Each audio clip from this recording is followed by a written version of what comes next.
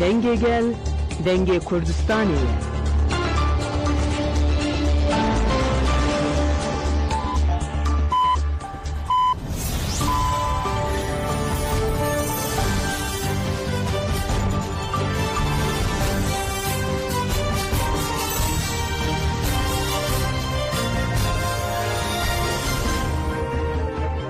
Şenavendar uçayan Radyo Denge gelden başkodarın heja 24 Nisan 2025 Benşemli Brüksel saatine lamedede.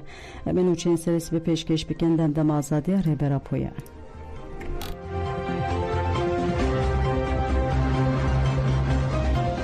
Le Deryayı Marmara'ya carek eden Arthejiya ve Sibehe Le Deryayı Marmara'ya ve Pleya 4.1 Arthejiya. Daxuyani afade da hatragandı ku Arthej saat da haftu dahande le peraven büyük çekmece rudaya. Kurahya Artheji 7 kilometre bu. Leguri Rasathaniya Kandiliji mezanahiya Artheji 4.6 pile u Kurahya veji 16.9 kilometre bu. Dole İstanbul'eji gelek Arthej çebun ku yek jivan be pile 6.2 bu. Şevedin jiya her mezin jiye be pile 5.9 begişti 7.4 paşleriz çebun. Ev paşleriz heji de dome.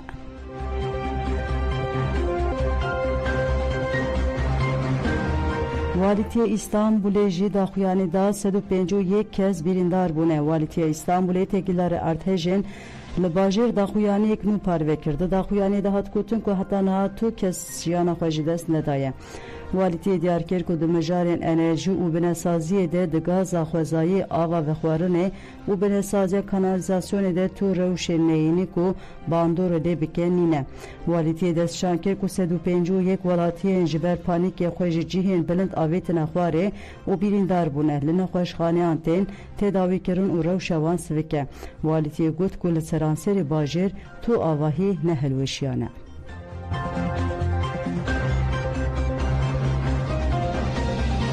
Heyeta Dem Partiye ve İrodu saat 10 nivande be Vezir Adalete Yılmaz Tunç re hevditine bike. Vezir Adalete Yılmaz Tunç tekilleri hevditine xoya be seruk vekili Koma Meclise ya Dem Partiye Gülistan Kılıç Koçyiğit Sezai temelli u cigire hevsevikatiye giştiği hevberdevke komisyona mafemuru Öztürk Türk Doğan daxuyani da. Tunç ragihan ku hevditin de saat 10 nivande ve li Wezareta Adalete pekvere. Tepayin ku de hevditine de gelek mijaren de roje ve de verini kaşkiren.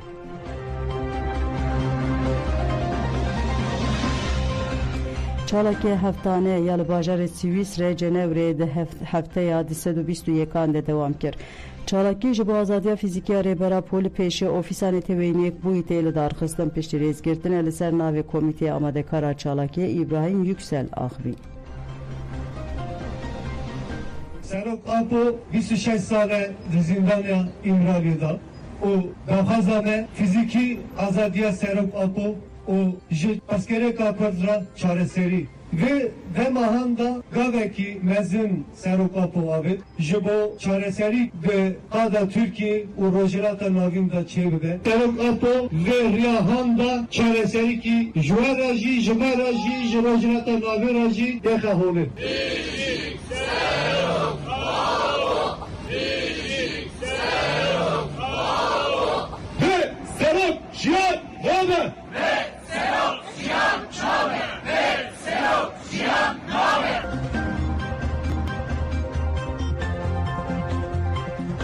Nöbet azadiye yalı bajarı Fransa Strasbourg'e jî 25 Haziran 2012 ve devam dike.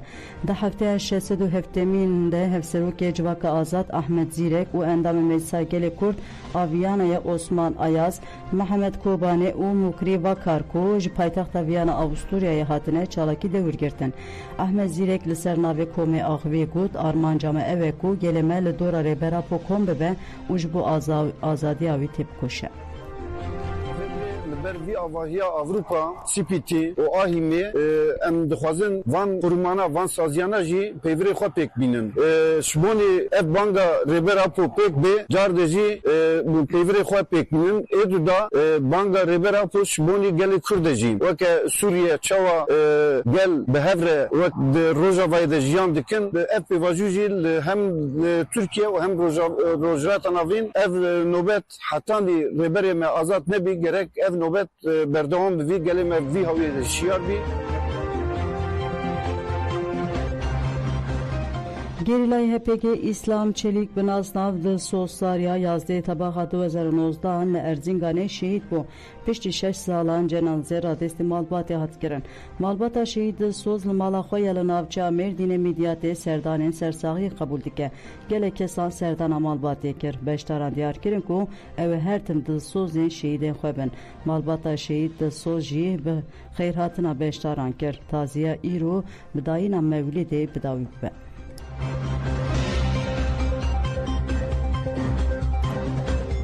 Li Qamişloyê Komkujiya Ermeniyan hate bîranîn gel û baweriyên cuda yên li Qamişloyê kesên di Komkujiya Ermeniyan de jiyana xwe ji destanê bi çalakeke hatin bîranîn. Çalakî bi nimêj û xwendina duayan dest pê kir û li taxa wîstayê jî meşeke meşaleyî hat darxistin. Di çalakê de gelek axaftin hatin kirin. Li axaftinan de qurbaniyên Komkujiyê hatin bîranîn ji bo rêgirtina li ber dubarebûna komkujiyan banga xwe parastin rêxistin bûyîn hevgirtina hat kirin. Piştî axaftinan derbarê serpêhatiyên gelê Ermen de stran û şano hatin pêşkêş kirin, helbes hatin xwendin, her wa peyama êrişên Kurd a bi vê wesileyê hatin xwendin.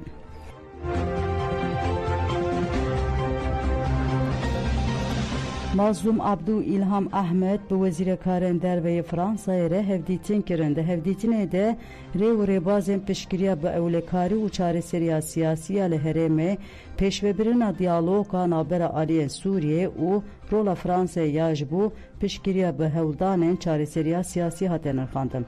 Fransayê beriya nihara gihan dibû ku ev piştgiriyê didin peymana navbera Qesedê û hikûmeta Şamê û ev yek weke gaveke ber bi çareseriya siyasî ya ewlekariya mafê hemû pêkatiyan û yekîtiya Sûriyê penasekir bû.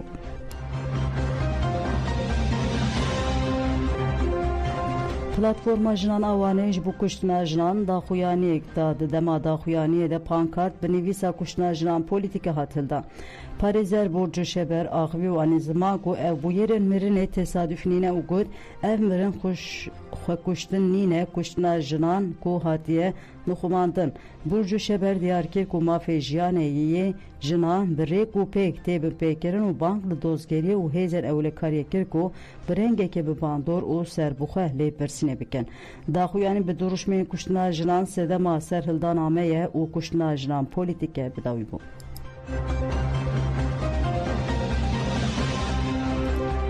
Bernamaya Yekê Gulanê ya Wanê diyar bû platforma Kedû Demokrasiya ya Wanê tekildarî Yekê Gulanê cejna karker û ketkaran a cîhanê lavaya platforma şaxên keskê daxuyanî da berdeke demê yê sendîkaya ya Bajêr Engin Işık wiha got em dizanin bi xuşk û biratî bijîn bi awayeke adîlane parve bikin. Em dikarin li ser vê xakê aştî û adaletê mayînde bikin. Bes e ku em nehêlin welatê me ji bilî komeke piçûk ji bo herkesî veguhere girtîgehê. Em dikarin azad bijîn. Bes e ku em pergaleke ne tene gotin û biryarên kesekî lê derbasdar e em xwedî biryarên lê ava bikin. Işık wiha dewam kir weke bi milyonan kesên hemû nirx û xwekujiyên vî welatî ava dikin. Em xwediyên asîl ên vî welatî ne. Dema em rêxistinkerî bin dema em bûne yek û tu hêz ji me mezintir nîne. Lewma jê dê komeke piçûk a sermayedaran û xwediyên iktidarê hûnda bikin. Em bi ser bikevin gel bi ser bikeve. Dema em bi ser ketin jî dê demokrasî, adalet, aştî, xuşk û biratî ket welêt û gel bi ser bikeve. Bi domdarî Işık diyar kir ku vê Yekê Gulanê li Parka Musa Anter pîroz bikin û banga tevlîbûnê li herkesî kirin.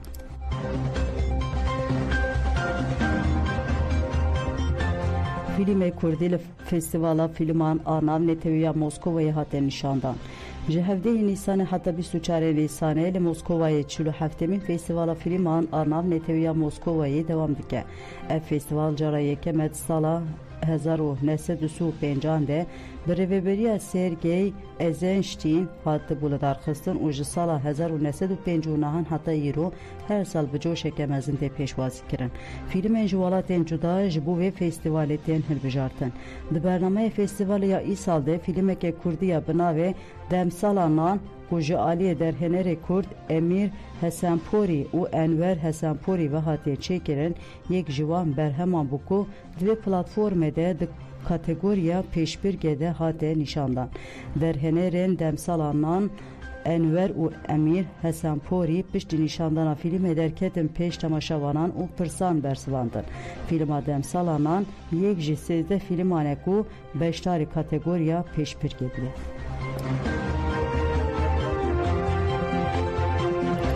بلگودن جمعیم چند سرسی به پیشکش کردن آنها خاطر و دمش.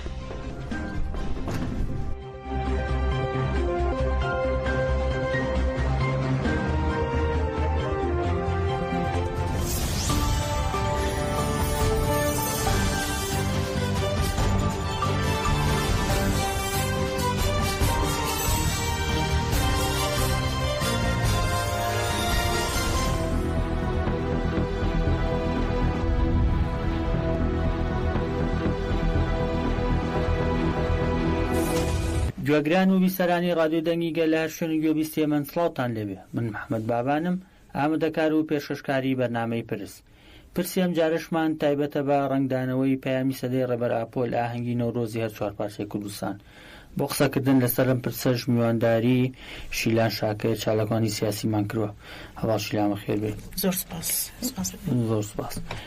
سەرەتا گەر بپرسم نەورۆزی ئەمساڵ چۆن بەڕێوەچوو بە بۆچوونی بەڕێستان چۆن دەتوانی هەڵسەنگاندنیە بۆ فەد. سپاس سڵاو لە جۆگران سپاس بۆ دەرفەتە.